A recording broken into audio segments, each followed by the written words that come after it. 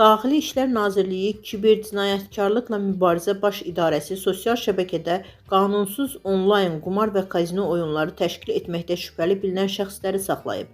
Bu barədə Oxu24 Daxili İşlər Nazirliyində məlumat verilib. Bildirilib ki, keçirilən əməliyyat zamanı qeyd edilən cinayət əməllərində şübhəli bilinən 2 nəfər, 35 yaşlı Ülvi Rzayev və 26 yaşlı Rza Rzayev saxlanılıblar. Araşdırmalarla məlum olub ki, bu şəxslər xaricdən idarə olunan qanunsuz qumar oyunlarının keçirildiyi saytlarla cinayət əlaqəsinə girərək virtual kassalar yaradıblar.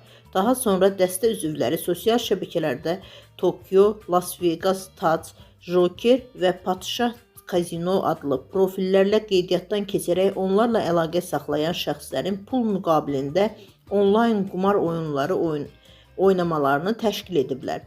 Saxlanılan şəxslərin paytaxtın müxtəlif ərazilərində yerləşən mənzillərinə baxış zamanı elektron sübutlar, habelə qanunsuz kazino oyunlarında istifadə etdikləri bank kartları və mobil nömrələr aşkarlanaraq maddi sübut kimi götürülüb.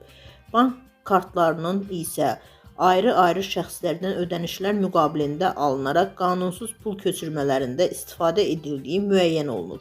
Faktla bağlı baş idarə araşdırmalar davam etdirilir.